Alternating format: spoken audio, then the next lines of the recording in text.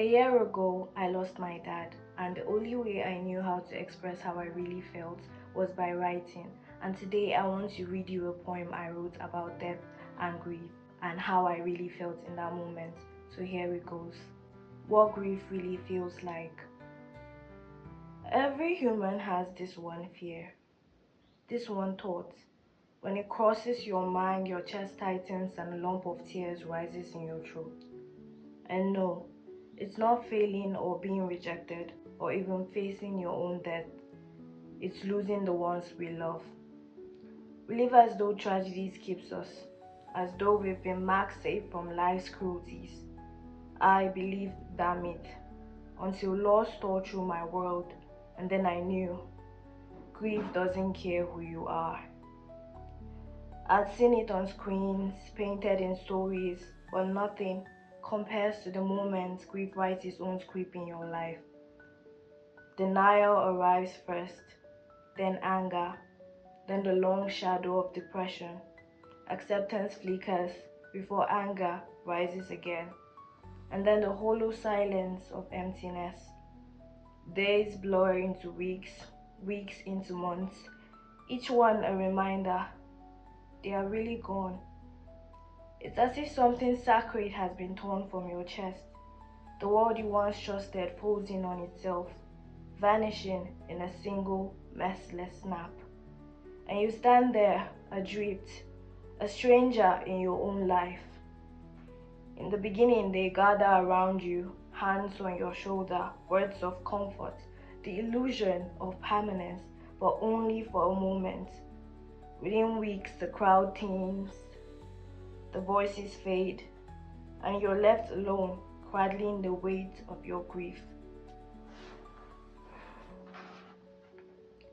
And the questions haunt you. If I was meant to be special, why did this happen to me? Meanwhile, the world surges forward, unforgiving, unstoppable. And if you're like me, ambitious, desperate not to be left behind, you push yourself to rise. Because there's a bus thundering down the road of life.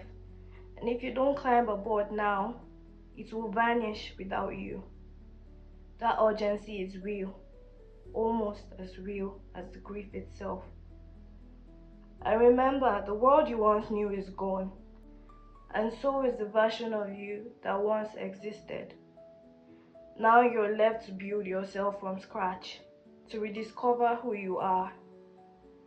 Who am I? You feel trapped between two lives.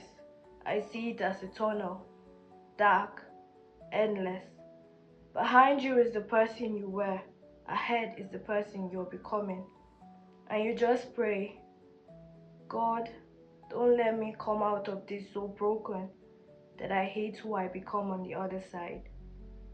How do you explain the ache of wanting to speak with someone so badly that your fingers hover over the dial, knowing that even if you call, the line will never be answered because the person you're reaching for no longer exists?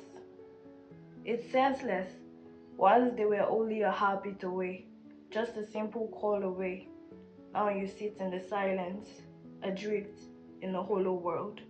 And that silence is the cruelest feeling of all. But grief in its cruelty was also a teacher. It whispered lessons of patience, of tenderness, of love unguarded. It taught me to love with abandon, to hold tighter, to linger longer in embraces, because perhaps without knowing, it could be the last.